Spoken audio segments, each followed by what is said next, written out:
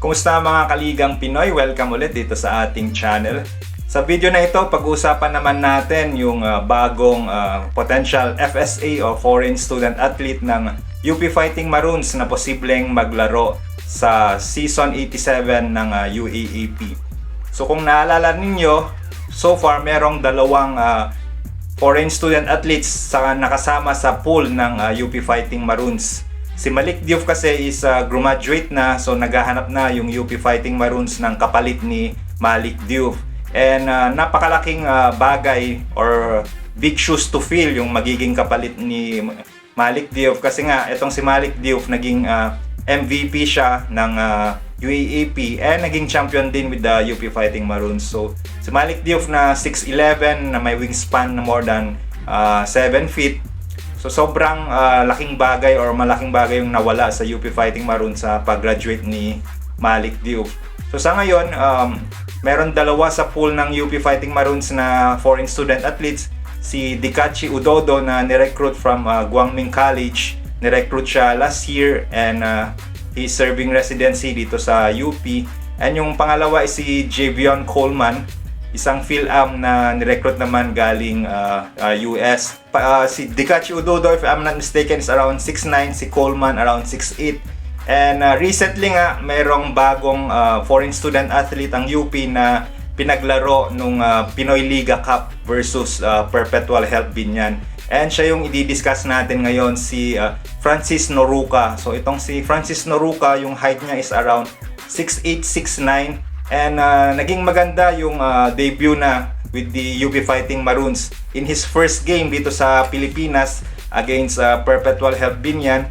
Umiscore siya ng 27 points at 10 of 12 field goal shooting. So napakataas ng field goal percentage na 10 out of 12. And nakakuha din siya ng 14 rebounds, nakapag-steal na 2 steals, and of course sa depensa naka-block siya ng 5 tira. So all in all, very impressive yung kanyang performance considering na 21 minutes lamang siya naglaro kasi naghati sila ni Javion Coleman sa playing time. So pinag-alternate sila ng coach niya. So ngayon, titingnan natin ngayon yung highlights ni Francis Noruca nung laro niya against Perpetual Health Binyan. Although itong kalaban ni Francis Noruca ay hindi siya UAAP school, and walang foreign student athlete itong Perpetual Health Binyan. As expected, dinominate ni Francis Noruca yung rebounding. But still, 27 points, 2 blocks, 5 steals, and 14 rebounds in a game is still very impressive. So ito, panoorin natin yung highlights ni Francis Noruca. Ito, sa portion na ito, makikita naman natin yung kanyang rebounding. Yung isa sa napansin ko kaagad sa kanya is very active siya sa pag-rebound. Hinahabol niya yung bola, hindi siya nakatayo lamang. And kung napansin niyo, okay din yung kanyang free throw shooting. And ito nga, sa play na ito, marunong siya mag-drive. Hindi madulas yung bola sa kanyang kamay. Kayang-kaya nang mag-drive and hindi siya naistilan. And ayun nga ulit, yung kanyang free throw shooting, very okay naman yung kanyang shooting touch. And mapapansin nyo nga ito, meron siyang follow-up jump. And I think that is very mataas yung kanyang basketball IQ. Alam niya kung kailan habulin yung bola. And masipag siya. Katulad nga nito, nakakuha naman siya ng offensive rebound and putback.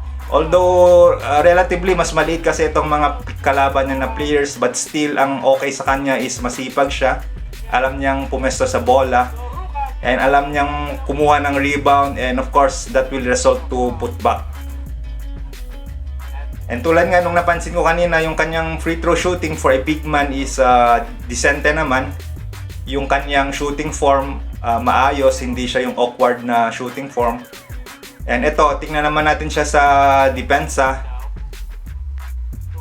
Yan yung kanyang rebounding. Yan talaga yung isa sa strength na kapag meron kang FSA, yung kanilang rebounding talaga yung magiging contribution niya. Kumbaga yung opensa na lang is bonus na lang yon. Ayan, kung makikita ninyo, marunong siyang gumamit ng pick and roll and masipag siya. Alam niya paano mag-cut, alam niya kung paano pumesto.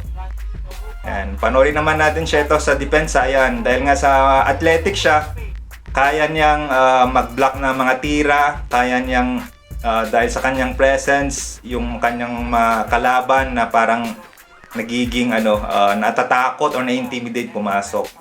And yun, yung nakita nyo kanina, magaling din siyang pumoste. And ang kapansin-pansin na okay yung kanyang shooting touch dito sa paint. Yung ibang mga import kasi tulad ni na Mohamed Fati ng FEU, parang kahit na tutok na or malapit na sa basket yung kanilang tira, hindi pa rin nila nasushoot. Pero itong si Francis Noruka, parang soft touch siya eh. So kahit na na-pressure, hindi siya ganun natataranta, nasushoot niya pa rin. Ano yan, kung nakita ninyo yung kanyang presence sa depensa, yung kanyang presence intimidating. So yung mga kalaban niya is naagawan ng bola. And ito rin yung maganda kay Noruka, masipag siyang kumuha ng bola and he can create his own shot. So kung napansin ninyo, hindi siya takot na mag-dribble. Yung ibang mga big man kasi takot mag-dribble, baka maagawan. And ayan, very intimidating din siya sa ilalim. Yung presence niya, yung block niya, kayang-kaya niyang humabol. Kayang-kaya niyang humabol. Masipag din siyang bumaba. Kung napansin nyo kanina, kung nakakuha siya ng rebound or kapag naagawan siya, hinahabol na yung humahabol siya sa baba para mag-defend.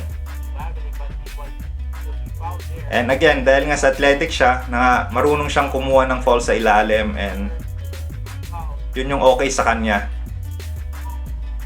And ito, display ng kanyang athleticism. So nakakuha siya ng steal and bang.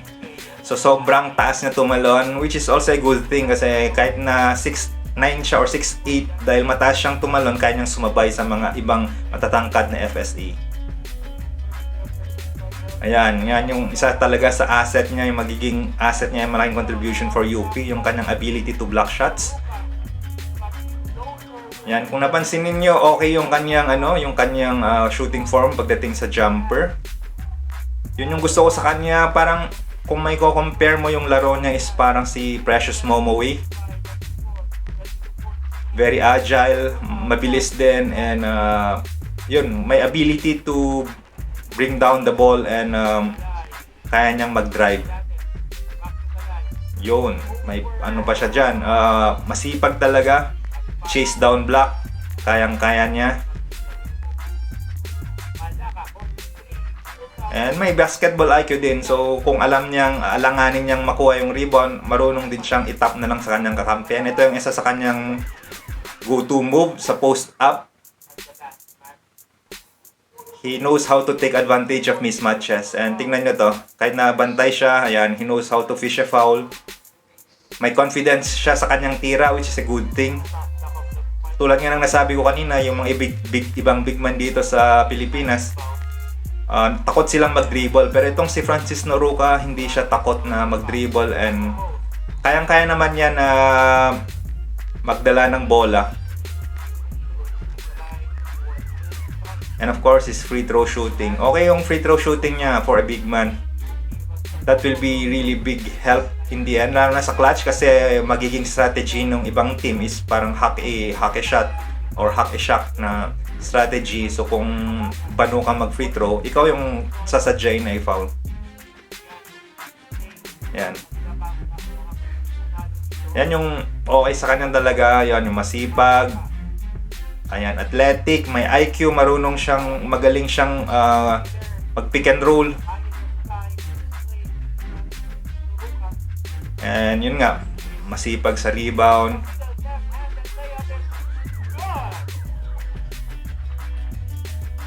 Ayun, yung blocking niya. Magaling siyang tumiming mag-block. Yan. Hindi kasi porket matangkad ka, madali nang mag-block. Blocking also takes skill kasi yung timing ng pag-block mo, kasi mamaya kasi pag nag-block ka is makaka-foul ka. So yan yung mga highlights ni Francis Noruka. Again, first game pa lang ito ni Francis Noruka against sabihin natin na non-UAAP team. Yung kalaban nila dito is Perpetual Health Binyan, and itong kalaban nila is walang foreign student athlete. And take note, natalo yung UP dito sa laban na ito. Kahit na may dalawang foreign student athlete yung team ng UP dito sa laban na ito, natalo pa rin sila. But still, mukhang maganda tong nilalaro ni Francis Noruca, and tingin ko, for me based dun sa nakita kong laro ni Francis Noruca and ni Dikachi Udodo, and against Jevion Coleman, mas kampante ako dito sa laro ni Francis Noruca. So I think itong si Francis Noruca yung leading na maging FSA, and kailangan talaga ng UP ng magaling na FSA kasi sa DLSU matangkad yung bago nilang foreign student athlete si Henry Agunane na 6'11 or almost 7-footer na. So for UP kailangan talaga nila ng magaling na FSA. So yan muna yung pag-usapan natin ngayon, mga kaligang Pinoy. So kung di po kayo na-subscribe dito sa ating channel, subscribe lamang kayo. And of course, kung gusto nyo ding panoorin yung mga analysis natin during the previous UAAP season, browse nyo lang yung ating channel, and balik din kayo every time na click nyo yung notification bell para every time din na may bago kaming upload ay notified kayo. So yan, thank you mga kaligang Pinoy.